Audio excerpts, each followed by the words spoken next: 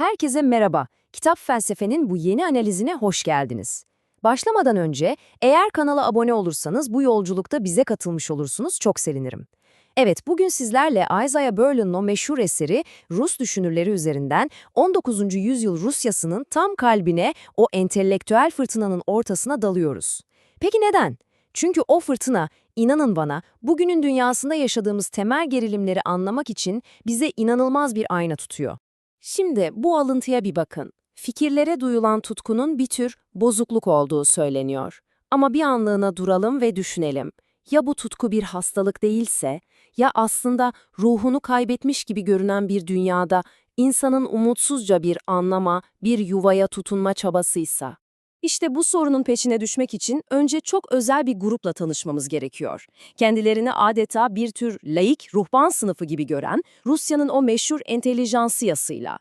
Bu insanlar öyle sıradan bir aydınlar grubu değildi. Düşünün, hakikati bulmaya kendilerini o kadar adamışlar ki sanki dini bir tarikat gibiler. Belli bir misyonları var. Peki bu adanmışlık nereden geliyor? İşte tam da bu derin bir krizden doğuyor. İçinde yaşadıkları zamanın kendi tarihlerinin onları acımasızca bir kapana kıstırdığı hissinden.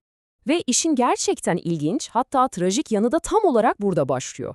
Düşünün ki bu insanlar aynı anda birbirine tamamen zıt iki acıyı birden yaşıyorlar. Bir yanda devletin o ezici baskısı altında nefes alamadıkları, duvarların üzerlerine geldiği bir tarihsel klostrofobi. Ama diğer yanda da etraflarına baktıklarında gördükleri o devasa ahlaki boşluktan, geri kalmışlıktan kaynaklanan bir korku. Bir tür tarihsel agorafobi, yani meydan korkusu. Hem sıkışmış hissediyorlar hem de kaybolmuş. Peki bu kadar derin ve çelişkili bir kaygının içinde boğulan bir insan ne yapar? Genellikle tek bir şeye sarılmak ister, değil mi? İşte bu entelijansiya da tam olarak bunu yaptı. Bütün bu şüpheleri, bütün bu acıları bitirecek tek, her şeyi açıklayan büyük bir cevap arayışına girdiler. Bu arayış aslında bugün bile belirsizliklerle karşılaştığımızda hepimizin sığınmaya çalıştığı o tehlikeli ama bir o kadar da cazip limanın ta kendisi. İşte bu arayışın felsefedeki adı monizm. Yani her şeyin temelinde tek bir evrensel ilkenin, tek bir amacın yattığı inancı. Size nasıl yaşamanız gerektiği sorusuna tek ve kesin bir cevap vaat eden bir sistem. Berlin buna boşuna büyük despotik vizyon demiyor, çünkü tek bir doğru varsa diğer her şey yanlış olmak zorunda kalır. Bu da kendi tiranlığına yaratır. Şimdi bu fikrin ne kadar çekici ama bir o kadar da tehlikeli olabileceğini görmek için gelin bu yoldan bizzat geçmiş birinin, edebiyat eleştirmeni Vissaryon Belinski'nin o sarsıcı hikayesine bakalım. Onun yaşadıkları bu felsefi meselenin ne kadar insani ve ne kadar acı verici olabileceğini bize gösterecek. Belinski'nin hikayesi üç perdelik bir trajedi gibi aslında. İlk başta Hegel felsefesine dört elle sarılıyor. Bu öyle bir sistem ki yaşanan her şeye, hatta o korkunç despotizmi bile tarihin ilerleyişi için gerekli bir aşama olarak meşrulaştırıyor. Bir anlığına her şey mantıklı geliyor. Ama sonra vicdanı devreye giriyor. Bu soyut, büyük idealin gerçek hayatta neye mal olduğunu, insanların ne acılar çektiğini görüyor ve içinde korkunç bir mücadele başlıyor. Sonundaysa dehşet içinde geri çekiliyor ve bu doktrini uğruna yaşayan insanların kurban edildiği bir canavara, bir Molotov'a benzeterek tamamen reddediyor. Belinsky'nin yaşadığı bu kriz aslında meselenin tam kalbini, yani sorunun ne olduğunu bize bütün çıplaklığıyla gösteriyor. Ama peki ya çözüm? İşte bu noktada sahneye başka bir devasa düşünür çıkıyor, Alexander Herzen. O, bu soruna bambaşka, çok daha zorlu ama belki de çok daha insani bir cevap önermeye başlıyor. Herzen'in tezi aslında şok edici derecede basit ve güçlü. Herkes için geçerli tek bir evrensel çözüm aramak aslında tiranlığın ta kendisidir. O kendi zamanı için inanılmaz radikal bir şey söylüyor. Gerçek özgürlük o tek doğru cevabı bulup ona sarılmakta değil. Tam tersine şüpheyi, belirsizliği ve hayatın o indirgenemez çokluğunu, çeşitliliğini kucaklama cesaretini göstermekte yatıyor. İşte bu sözü Herzen'in bütün ahlak felsefesini özetliyor aslında.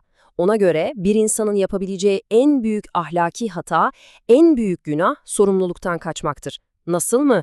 Gelecekte her şey çok güzel olacak, o harika ütopyaya ulaşacağız diyerek bugünün insanlarını, onların acılarını, onların hayatlarını feda etmek, işte bu Herzen'e göre insanlığa karşı işlenmiş affedilemez bir suç. Şimdi geldik zirveye. İşte bu devasa mücadele, Yani her şeyi açıklayan o tek büyük vizyon ile hayatın kendisinin o karmaşık, dağınık, çelişkili gerçekliği arasındaki savaş.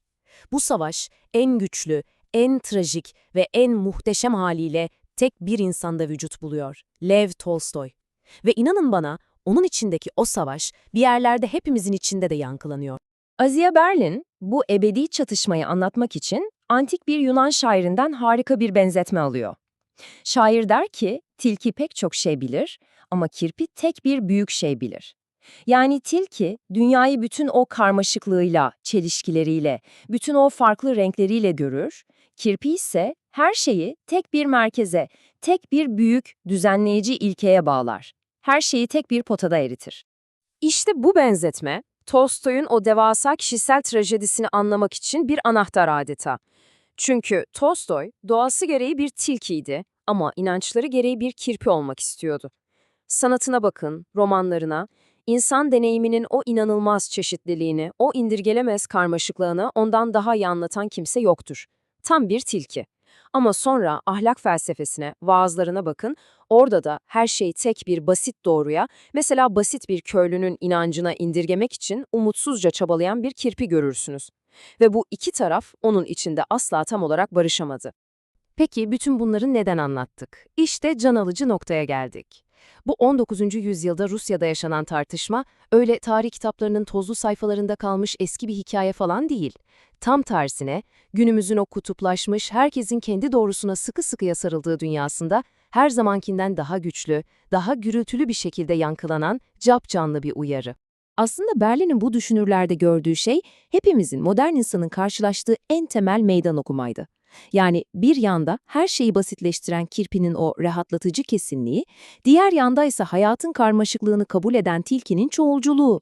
İşte bu ikisi arasındaki gerilim modern siyasi ve ahlaki hayatımızın tam merkezinde duruyor. Birbiriyle sürekli çatışan, çoğu zaman uzlaşmaz gibi görünen değerler dünyasında nasıl yolumuzu bulacağız? İşte bu noktada Herzen'in ve onun izinden giden Berlin'in önerdiği o zorlu ama bilgece yola geliyoruz. Bu söz her şeyi özetliyor aslında. Medeni olmak ne demek? Her şeyin mutlak doğrusunu buldum diye iddia etmek değil. Tam tersine, kendi inandığın şeylerin senin için ne kadar değerli olursa olsun tek ve mutlak gerçek olmadığını fark etmek. Ama aynı zamanda bu göreceli olduğunu bile bile kendi değerlerin için tereddüt etmeden dimdik ayakta durabilmek. İşte bir insanı medeni yapan da, barbar olandan ayıran da tam olarak bu ince denge.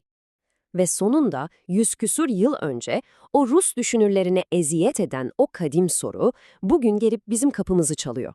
Kendi hayatlarımızda, kendi karmaşık dünyamızda biz hangi yolu seçeceğiz? Her şeyi tek bir formüle indiren kirpinin o baştan çıkarıcı kesinliğini mi? Yoksa hayatın karmaşıklığını ve belirsizliğini kabul eden tilkinin o zorlu ama bilgece yolunu mu? İşte bu soru bizim de anlamlı bir hayat arayışımızın tam merkezinde duruyor.